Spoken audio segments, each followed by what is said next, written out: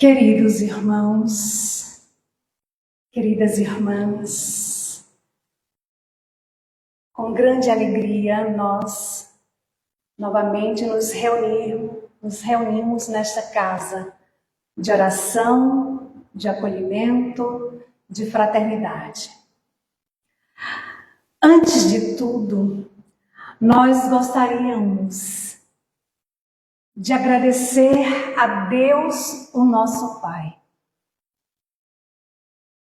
que nos impõe a encarnação para que possamos avançar através dos esforços que nós somos convidados a fazer. Agradecemos ao Mestre Jesus pelo cumprimento de nos trazer o Consolador prometido, a doutrina dos Espíritos, que consola, mas que nos oferece todos os meios, todos os recursos para que possamos sair da visão acanhada, da ignorância, para que possamos dilatar os nossos pensamentos, ampliar, buscar novos horizontes, e que se dá através do estudo, da disciplina, da abnegação, da renúncia, da vontade firme e sincera de estudar o Evangelho do Mestre com o coração. E nós iniciamos essa fala porque vamos falar de um tema, a transfiguração, que está neste livro da codificação, a Gênese. Também no capítulo 15, itens 43 e 44.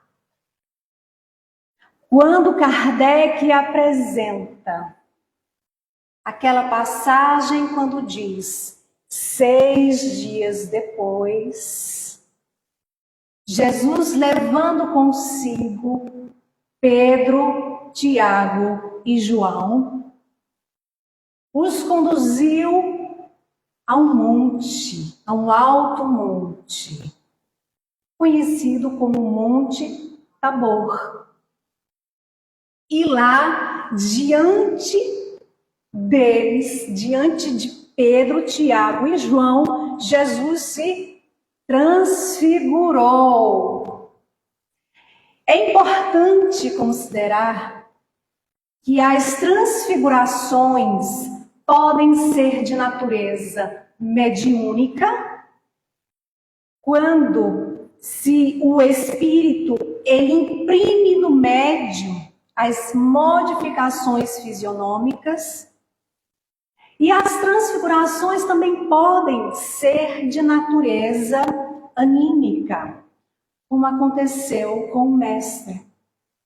Então, a transfiguração trata-se de um fenômeno que revela o nível de evolução espiritual, o nível evolutivo do espírito, seja ele encarnado ou desencarnado.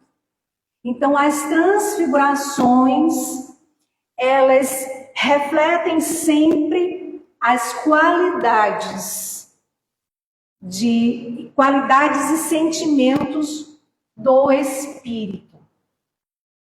Então, a transfiguração de Jesus demonstra a grandiosidade do seu espírito.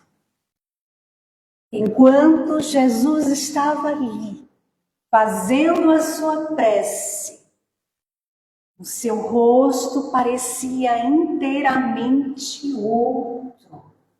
As suas vestes tornaram-se brilhantes, brancas como a neve, que não há alvejante na terra capaz de fazê-las tão brancas.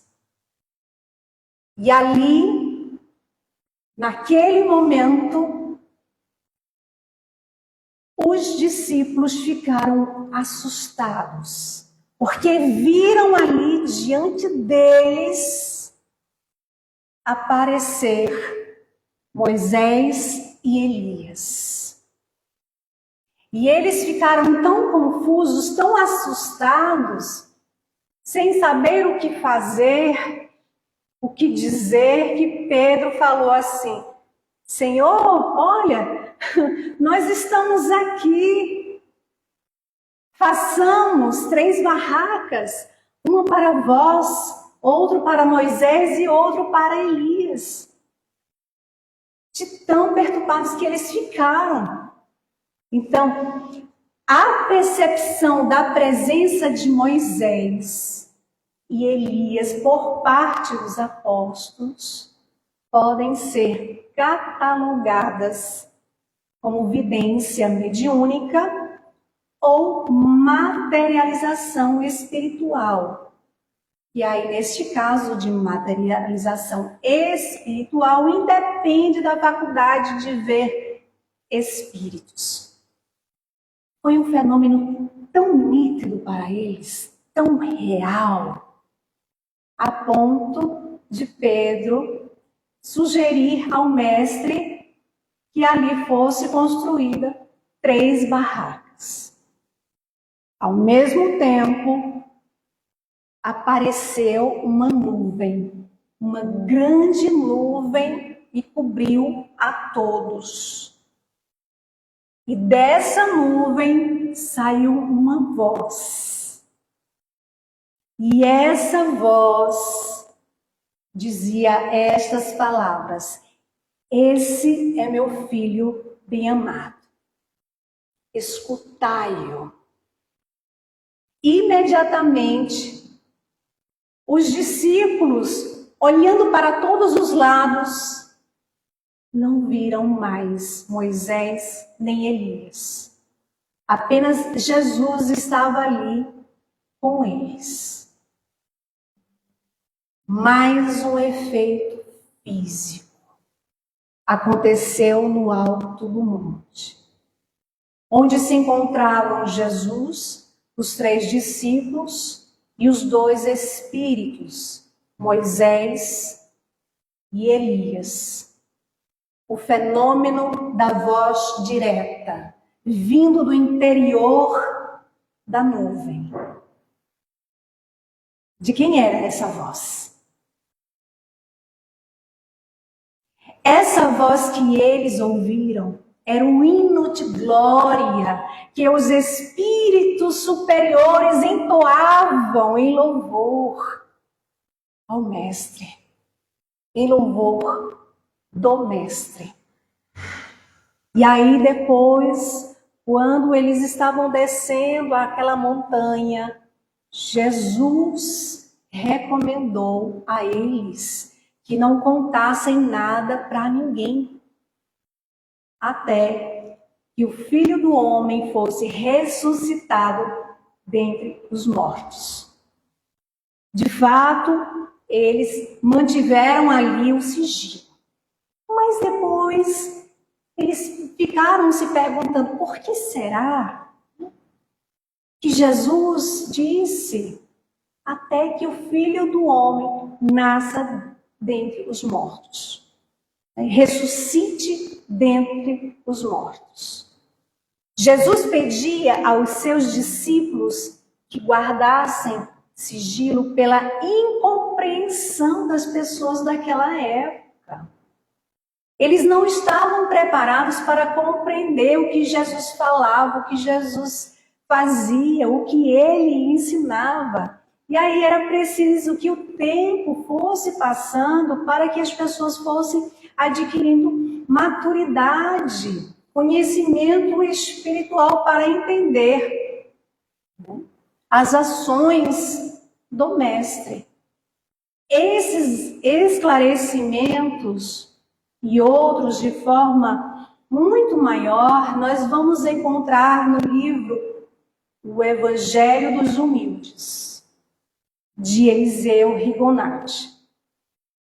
Jesus transfigurou diante deles, de Pedro, Tiago e João.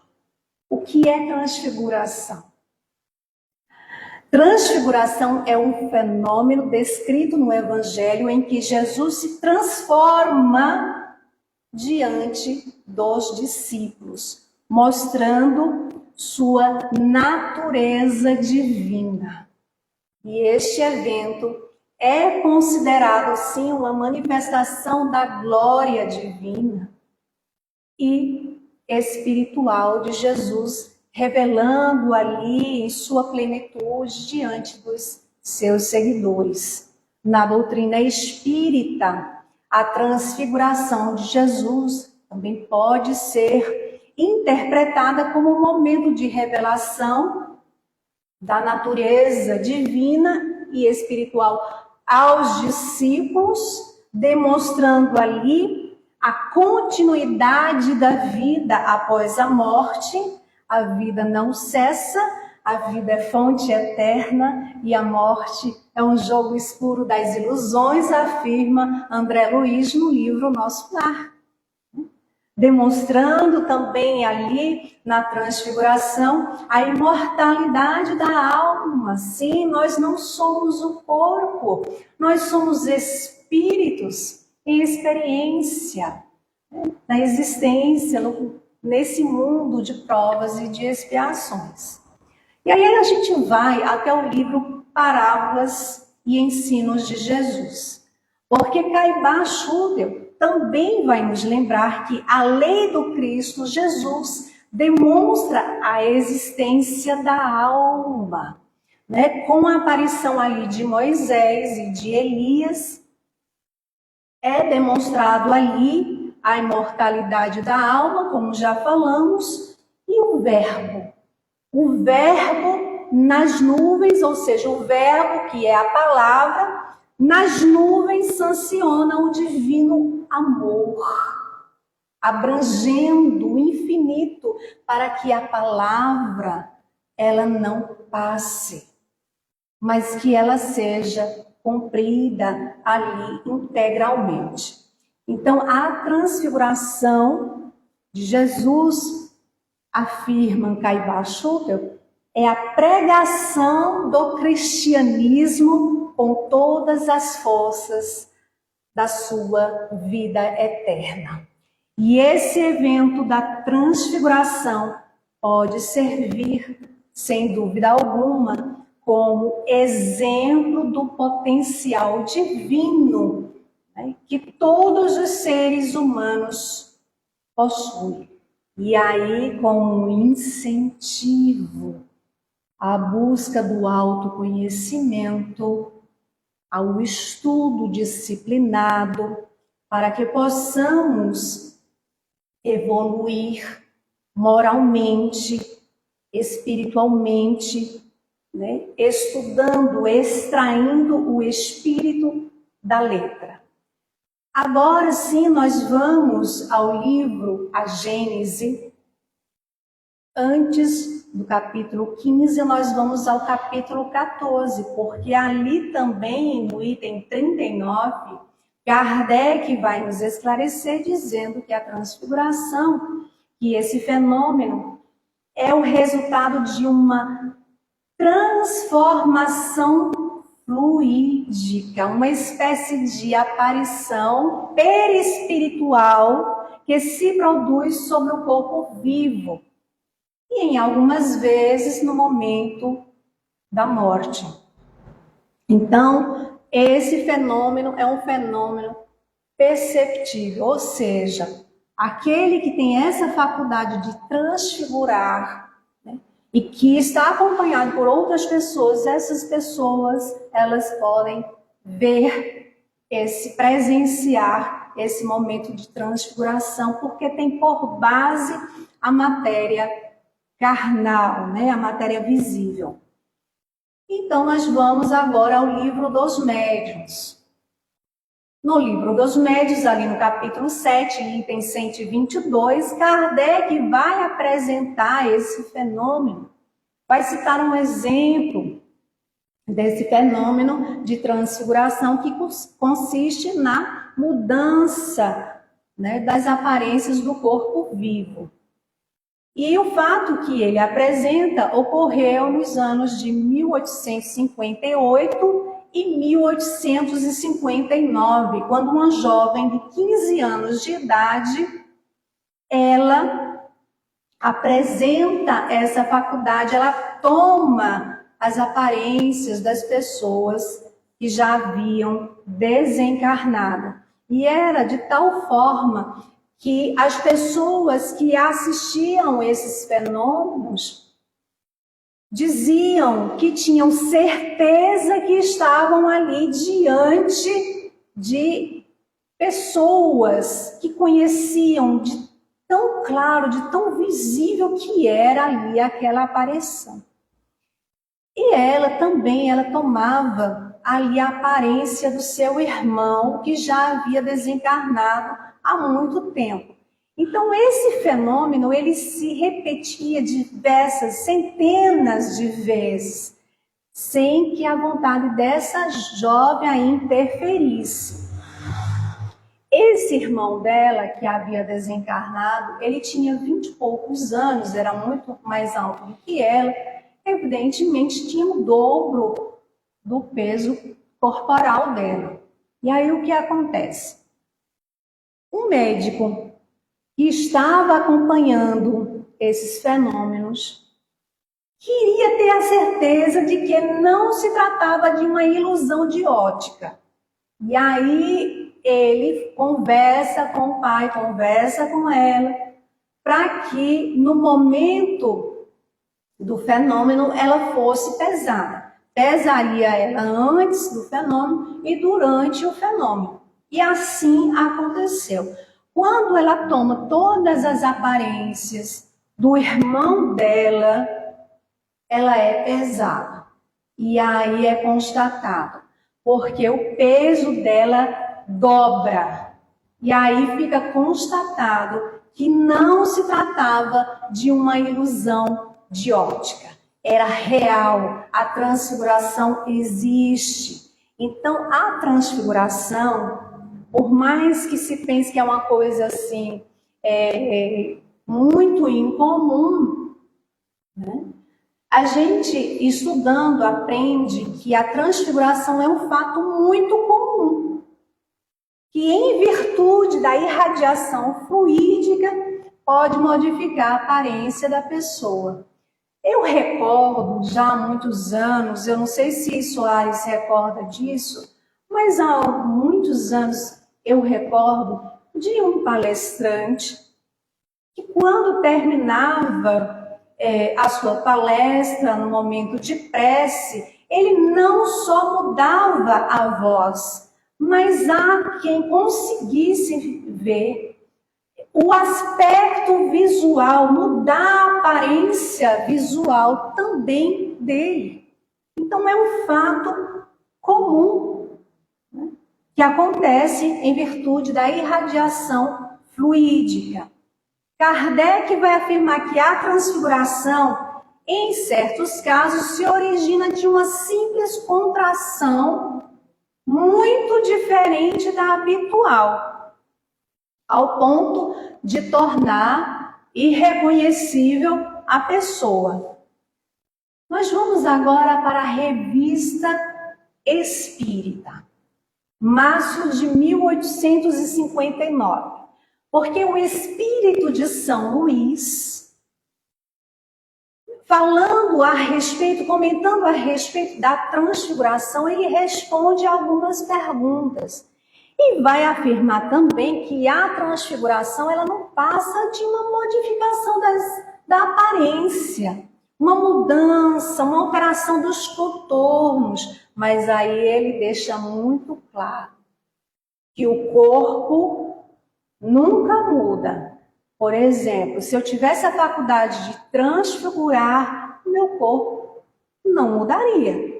Mas, por força de uma contração nervosa, quem tem a faculdade de transfigurar, ali se reveste de várias aparências. E há uma coisa muito interessante que o Espírito São Luís nos chama a atenção, é que, apesar, afirma o Espírito São Luís, que apesar da causa ser a vontade do Espírito, é importante lembrar que nem sempre os espíritos podem fazer tudo o que querem. E aí a gente extrai para a gente, no sentido, né, principalmente nós médios, né, ostensivos, temos que estar atentos, lembrando, né, da advertência de Allan Kardec: mediunidade é coisa santa, que deve ser praticada santamente, religiosamente. Como isso deve acontecer? No estudo disciplinado, no esforço diário pela sua transformação moral, ali persistindo diariamente para corrigir, consertar, reformar, transformar os erros que estão dentro de nós. Não é no outro. Então, o médium, sobretudo, ele deve estar bem atento, né, a essa responsabilidade de abnegação, de renúncia, de estudo, de vivência do Evangelho, de estar nesse esforço, naquele esforço que no capítulo 17 de O Evangelho segundo o Espiritismo, Kardec chama a atenção de todos nós ao dizer, né, que reconhece o verdadeiro espírita pela sua transformação moral e pelos esforços que emprega em domar suas más inclinações. Então não é ser bom e perfeito, porque se fôssemos bons e perfeitos, nós estaríamos em mundos mais adiantados. Mas é estar no esforço, né, de se melhorar a cada dia, para justamente não cair nas armadilhas desses espíritos que acham que podem fazer tudo que querem. E não é bem assim, não é? Então, poderá sim o perispírito mudar de aspecto, fazer-se brilhante, se tal for a vontade do espírito. Mas, se esse dispuser de poder para tanto, quem tinha esse poder, que falamos lá no início da nossa fala, de tornar-se brilhante? Jesus. Jesus. Então, a transfiguração de Jesus demonstra a grandiosidade do seu espírito, e o seu rosto resplandeceu como o sol, e as suas vestes tornaram-se brilhantes como a luz. Nós também vamos encontrar no Evangelho de Mateus 17:2. Então, com Cristo, o fenômeno, ele se revela sublime. E agora nós vamos para o capítulo 15 do livro A Gênese, e é lá onde temos justamente essa passagem de Jesus. E no item 44, Kardec também vai nos lembrar que a pureza do perispírito de Jesus permitiu ao seu espírito dar um brilho excepcional. A pureza do seu perispírito, né? Então, a gente fica pensando, será que essa transfiguração de Jesus, será que é um símbolo para a humanidade? É justamente essa pergunta que tem no livro O Consolador, questão 310. Quando é perguntado, a transfiguração do Senhor é também um símbolo para a humanidade? E vejam o que Emmanuel vai nos lembrar. Todas as expressões do Evangelho possuem uma significação divina. Então, há um significado divino. Todas as expressões do Evangelho possuem uma significação divina. E ele vai nos lembrar dizendo que no Tabor, no Monte Tabor, onde ocorreu o fenômeno da transfiguração de Jesus, afirma Emmanuel, contemplamos a grande lição de que o homem deve viver no mundo, né, a sua existência no mundo, mas sabendo que pertence ao céu. Estar consciente da importância da nossa existência aqui neste mundo físico para nos melhorar, para sermos colaboradores do bem, para sermos co-criadores, né? Nessa importância, mas não esquecer que pertencemos ao céu em nossa sagrada origem, ou seja, nós estamos no mundo, mas nós não somos do mundo. A nossa verdadeira morada não é aqui no mundo físico. E por isso Emmanuel vai nos lembrar que é indispensável, desse modo, desmaterialize em todos os instantes, ou seja, trabalhe por soltar, por desmaterializar sentimentos que possam dificultar a nossa evolução.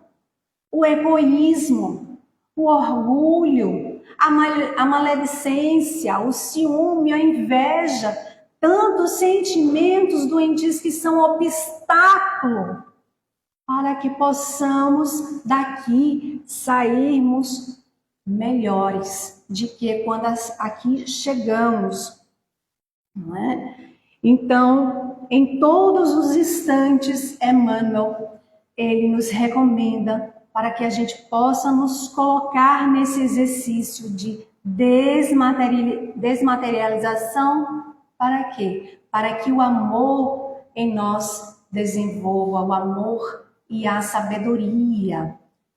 Então, vamos refletir. Primeiro, a importância de estarmos conscientes de que todos nós estamos matriculados no mundo físico, no mundo de provas e de expiações, no planeta escola. Se estamos matriculados, significa dizer que nós somos alunos, aprendizes. Se estamos aqui para aprender, o que devemos aprender? O que nós somos convidados a aprender? Aprender a amar, como Jesus nos amou e nos ama. Um novo mandamento vos dou, que eu vos ameis uns aos outros, como eu vos amei. Como Ele ainda nos ama. De nos esforçarmos para sermos melhores. Como é que a gente pode se esforçar para nos tornarmos melhores? Nos colocando no trabalho do bem, servindo ao bem. No livro Conduta Espírita, que é um livro de psicografia de Valdo Vieira, ditado pelo espírito André Luiz, ali logo no início, no prefácio, nós vamos encontrar uma mensagem do espírito Emmanuel. E Emmanuel ali coloca algumas falas de Jesus. E não é por acaso. Porque ele coloca aquela fala em que Jesus disse: se alguém me serve, siga-me. E onde eu estiver, ali também estará o meu servo. E quem me serve, o meu Pai o honrará. E em outro momento Jesus disse: eu sou a luz do mundo.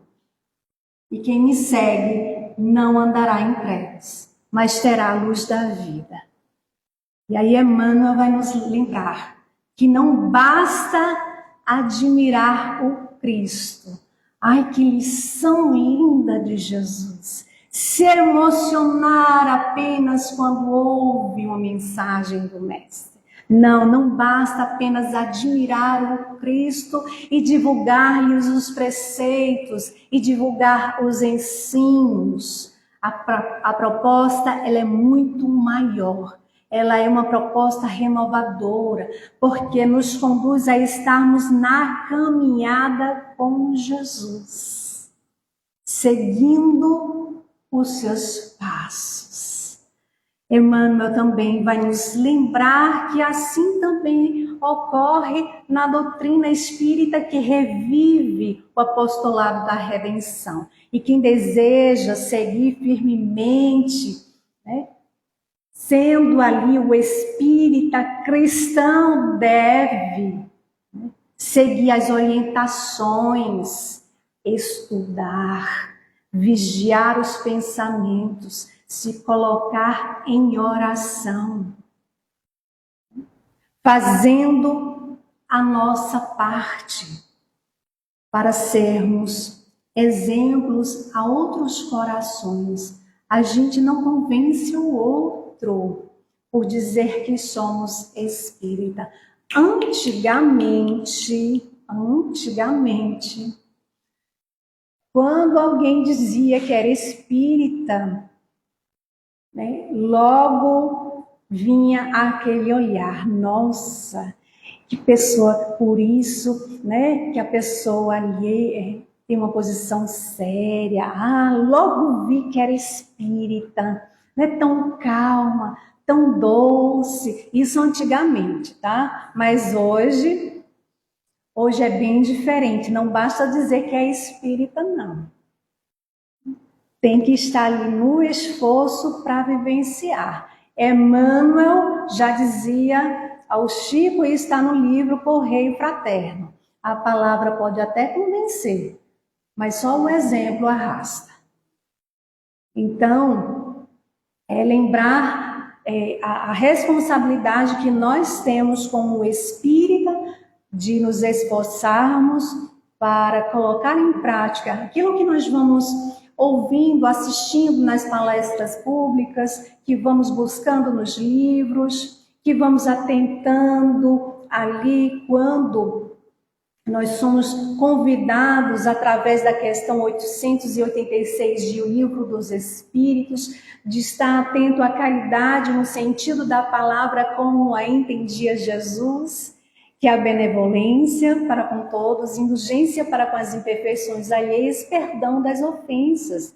É estar nessa caridade que transforma, porque se transformando nessa caridade, a beneficência fica muito mais leve, muito mais natural, né? Passada com muito mais amor. É tão difícil se colocar, né? É tão difícil chegar a esse trabalho de ser indulgente, né? Eu não consigo, quando eu pego ali o celular, quando eu vejo, já estou sendo indulgente, já estou falando, divulgando o que eu vejo do outro.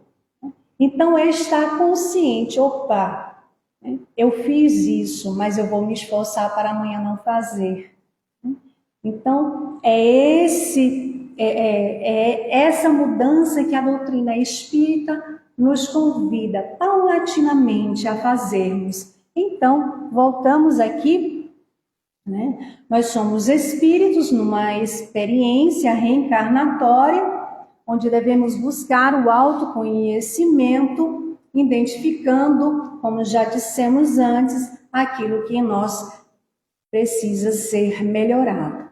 Vamos mais uma vez, eu acho muito importante, quando eu li, me chamou muito a atenção, porque é assim, quando a gente prepara uma palestra para apresentar, não tenha dúvida, a gente está preparando primeiro para nós. A lição primeira é para nós. Quando assim entendemos, a gente consegue passar a mensagem que estudamos com o coração, para que outros corações sejam alcançados. Por isso, acredito aqui a importância de trazermos mais uma vez essa questão 310 do livro O Consolador, quando Emmanuel vai nos dizer que todas as expressões do Evangelho possuem uma significação divina e que o fenômeno da transfiguração de Jesus nos convida a refletir sobre as nossas ações no mundo, sobre a nossa existência, sobre a importância de aqui estarmos no mundo físico, mas conscientes de que não somos do mundo. Nós somos centelhas divinas, né? Nós somos irmãos. Por isso, Jesus, quando ele inicia a oração dominical, será que ele ensinou a oração dominical apenas para nós ficarmos repetindo ela? Evidente que não.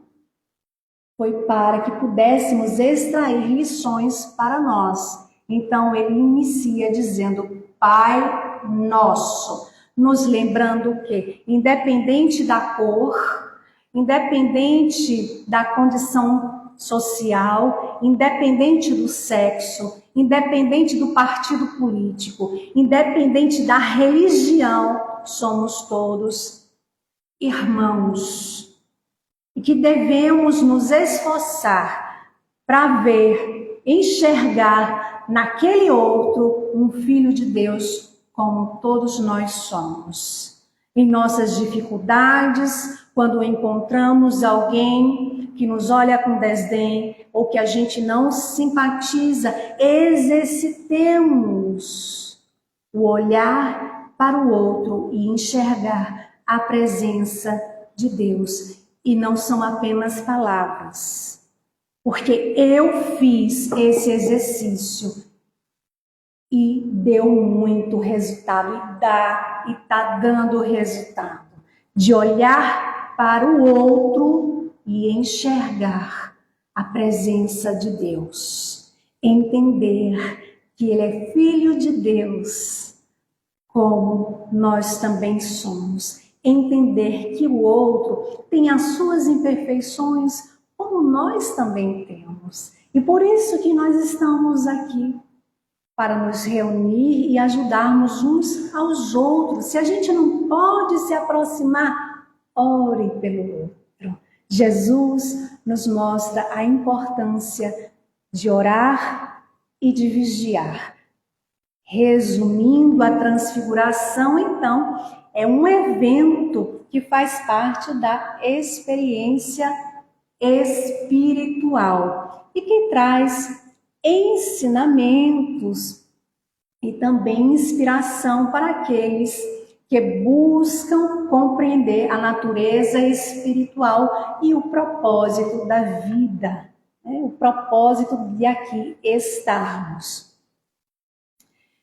Caiba Schutel, a gente vai voltar, porque eu achei muito importante quando ele apresenta um texto, que aqui eu vou ler para vocês, no livro Jesus, Parábolas e Ensinos de Jesus. Diz Caiba Schutel que Jesus, destacando-se com o corpo imortal, com que ascenderia ao infinito, testemunho finalmente do Supremo Pai, que, ecoando da nuvem de fluidos amorosos com o seu divino verbo, confirmou mais uma vez a sua dileção pelo Filho amado.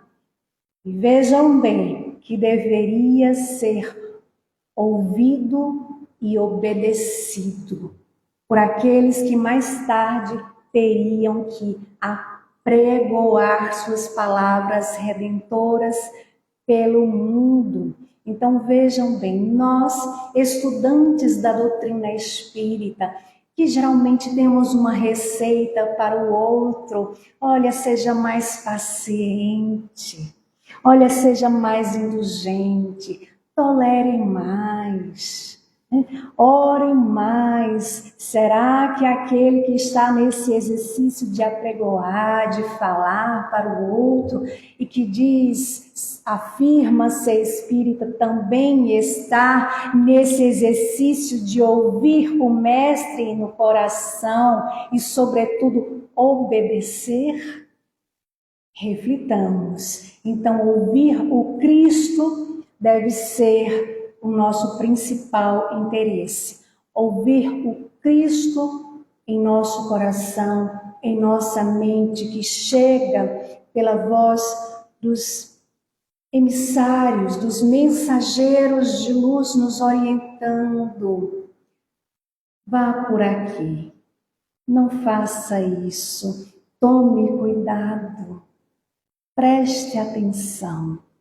Então essa voz que nos acolhe, que nos orienta, que nos dá a resposta que muitas vezes procuramos nos momentos de aflições, que acalmam o nosso coração. Essa voz, né, é a voz que nós devemos ouvir mais, prestar mais atenção e obedecê-la. Então ouçamos o Cristo em nós também quando nos convida ao trabalho, a ajudar o outro, né, a oferecer um sorriso sincero, um abraço fraterno, uma mão amiga, um acolhimento. Sejamos nós, espíritas cristãos. Lembremos também do Espírito de Verdade, no capítulo 6 do Evangelho segundo o Espiritismo, a nos dizer: espíritas, amai-vos. Este é o primeiro ensinamento. Instruí-vos. Este é o segundo. No cristianismo encontram-se todas as verdades. Então é preciso que possamos nos colocar no exercício do estudo para extrair o espírito da letra, para não levar ali a fé e a fogo, né? Ali como está escrito. Jesus nos convida a esse trabalho de exercício diário. Que possamos então, né, nos esforçarmos e seguir com Jesus, lembrando de suas palavras: quem me serve, siga-me. Sigamos com Cristo. Que Jesus abençoe a todos. Muita paz.